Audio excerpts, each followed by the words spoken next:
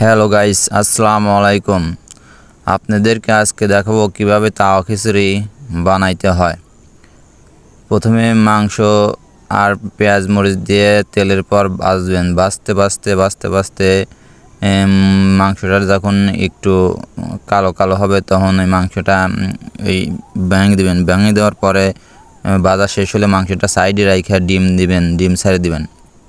ডিম ছেড়ে দেওয়া হলে আপনারা ডিমটা ছাড়াই দিবেন। ছাড়া দেওয়ার পরে ডিমটা উল্টা দিবেন। উল্টা দেওয়ার পরে ডিমটা আস্তে আস্তে ভাঙবেন, এরকম করে ভাঙবেন। ভাঙার পরে মাংস আর ডিম মিক্স করবেন। মাংস আর ডিম মিক্স করে কিছুক্ষণ আবার ভাঙবেন। ভাঙার পরে মাংস শেষ হলে তেল দিয়ে মাংসটার সাথে খিচুড়ি ছাড়িয়ে দিবেন।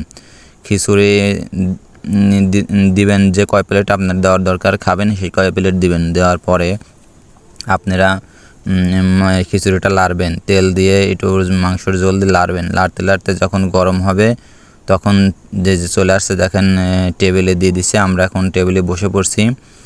এর নাম রবিন, মোটামুটি খাইতে পারে ভালোই। পাশে নয় সোহেল নয়নের মাংস নিয়ে খালো। নুমান মোমো একা বসে আছে, প্লেট এখনও পায় নাই।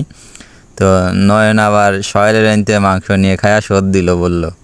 তো রবিনের খাওয়া প্রায় শেষের দিকে, আমি এখনও খাই নেই। দেখেন আমার প্লেট এখনও পড়ে আছে। পরে চলে আসলাম ভিডিওতে, আমরা ভিডিও করে বেশ রবিন বেশ একটু তাকাও আমাদের দিকে। রবিন তাকাইলো, সবাই তাকাইলো, ভিডিও শুরু হয়ে গেল।